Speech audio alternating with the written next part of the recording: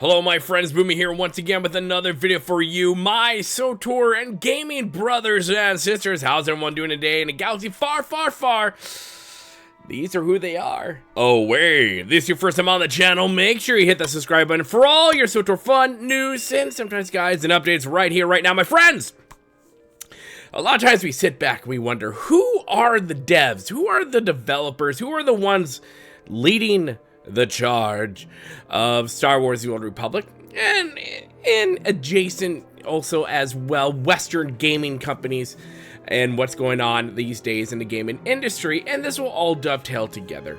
But I've been wanting to do a video about this for a while now, and because I think it's really fair to point out what is also part of the biggest problems of Star Wars: The Old Republic. And we have mentioned before that a lot of things have to do with the dev team. In fact, all of it, the people making the game, everyone in charge of it, that's it. You know, there are some people who are like, it's the player's fault. Yeah, if they keep paying for this stuff, right? Yeah, if you're going to keep paying for stuff, then the developer's going to like, oh, they really like all this stuff here because they keep giving us all the money, George. So we're not going to stop what we're doing. And then if you stop paying, then you have two options. The game either gets shut down, or maybe new leadership takes control and the game does great and does well. Don't hold your breath.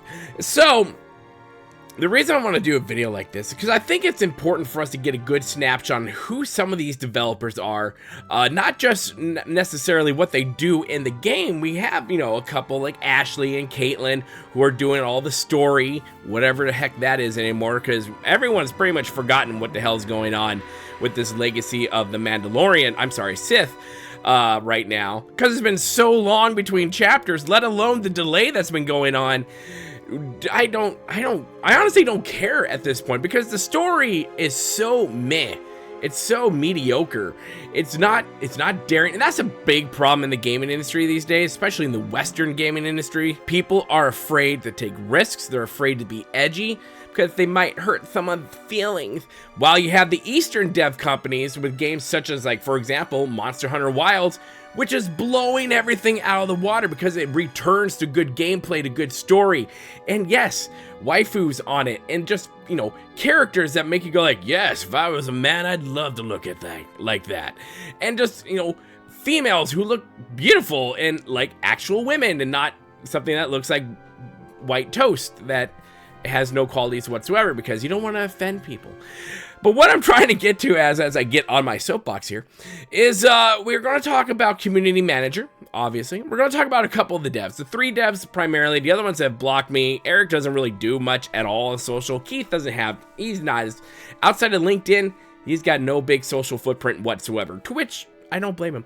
But yeah, let's take a look at this. Like, we have people who complain. Jackie, the community manager, just honestly, in my opinion, is doing a horrible job.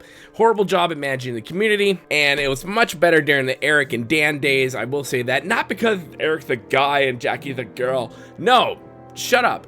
It has to do with how you interact with the community, how communicative you are with the community. You have to be willing to listen to criticism as a community manager. Listen, I'm a community manager too. I manage with some help from mods this community of Boomy Nation on the Discord and wherever. And I'm constantly trying to talk to you guys, to listen to your comments, to reply to your comments. That's part of the job here. It's not just spitting and talking into a microphone and into a camera, but it's to listen to you guys, have conversations with you as well, take in the criticisms, change where I think the change needs to be done, or just let and be like, that's nice, never gonna happen.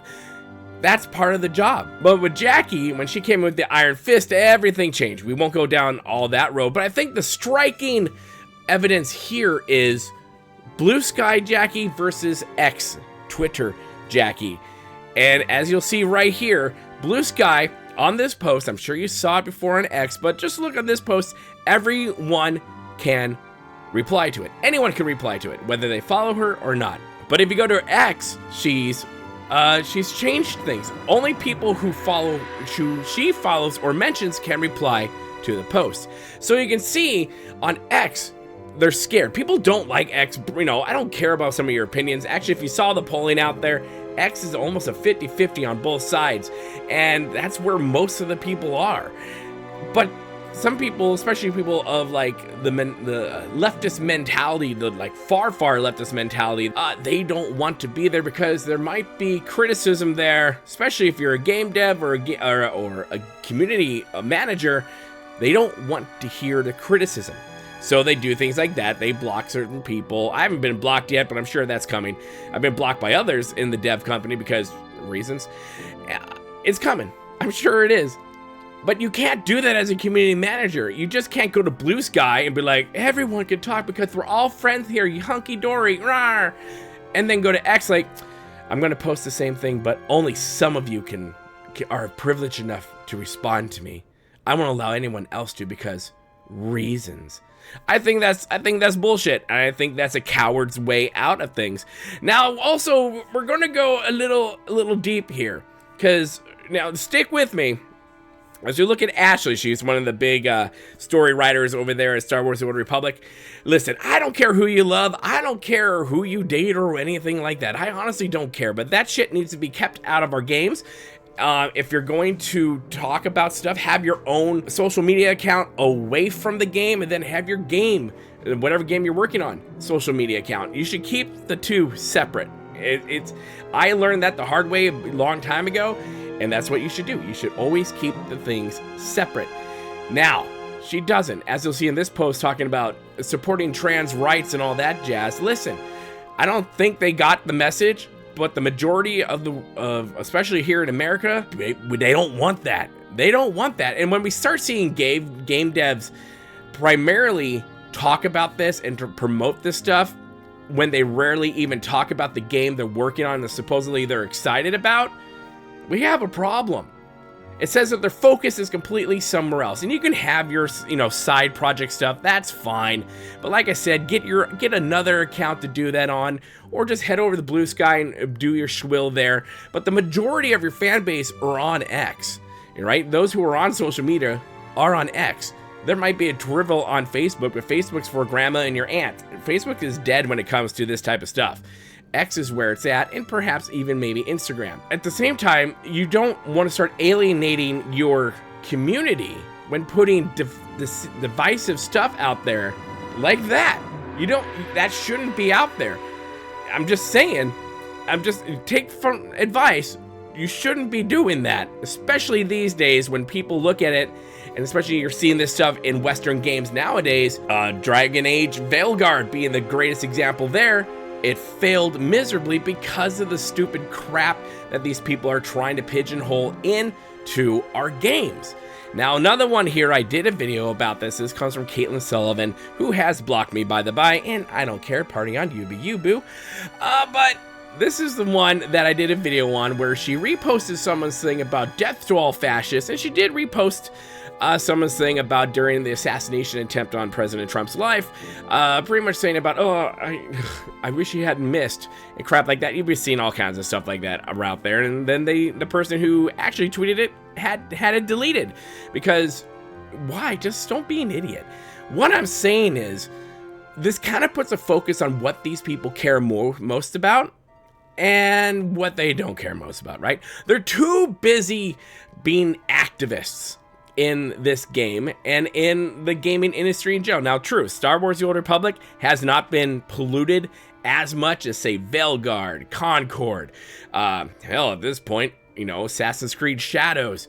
It just hasn't been so in your face, and I think that's great. I think that's fine. Please don't put it there. That doesn't need to be in Star Wars. I don't care. Just don't put it there. Make your own damn game and let it stand on its own. Oh wait, they did that Concord and no one wanted it. Just saying. Oh yeah, and Veilguard, again, no one wanted it flop. They can't even give it away for free on PlayStation Plus. I mean, that's how bad it is.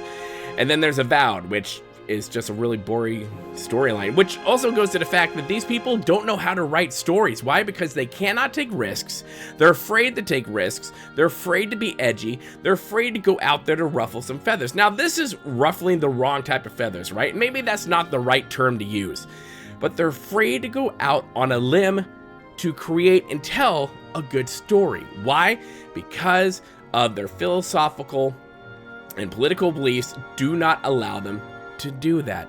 These are some of your devs. Now, they're not the core team, but these are the faces of the game. These are the leaders of this game. And if you're wondering why this game is doing as bad as it is right now, especially story-wise, this could be a reason. You wondering why the community feels ignored and feels unwanted, and it's just really frustrated with the fact that they try to say things and they get ban hammers, they get kicked out of the programs and all this jazz. There's a reason why. This stuff should not be in our games, and these developers, if they're not actually doing a good job, should not be working in the game. Just saying. But these are your devs, my friends.